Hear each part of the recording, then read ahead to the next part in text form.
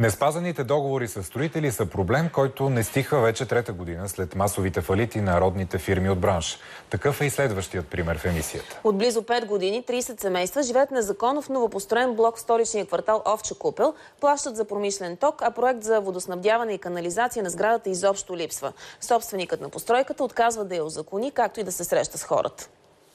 Повечето новодомци купуват апартаментите си на зелено през далечната 2007 година с обещанието на предприемача да ги получат на етап груп строеж. Би следвало да бъде се заврати дръжки.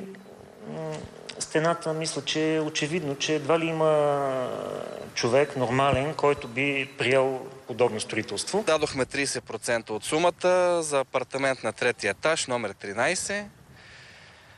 И чакахме, както беше по договор на всички останали, на груп строеж на акт 14 да дадем останалата сума чрез кредит. В един момент собственикът на сградата преустановява всякакви контакти с клиентите си, а блокът остава без издаден акт 16. Поредният парадокс е, че собственикът на тази сграда зад мен изпълнява ролята на електроразпределително дружество и продава промишлен ток незаконно на хората от злополучния блок. Този ток се отчита на 10 дни, минава се, взимат се показанията на електромер, изчислява се цената, която този въпросен месар иска от нас и ние му плащаме на ръка тези пари. И съответно, ако не му платим до 2 дни след като са взети показанията, отново заплахата е, токът ви ще бъде спрян. Вече има такива съседи, които просто не могат да живеят. Тук родиха им се деца и трябваше да се изнесат на квартира.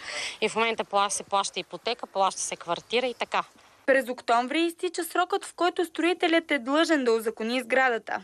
Както собствениците на недостроения блок, така и ние не успяхме да се свържем с строителния предприемач, за да научим дали възнамерява да изпълни поетите бизнес ангажименти.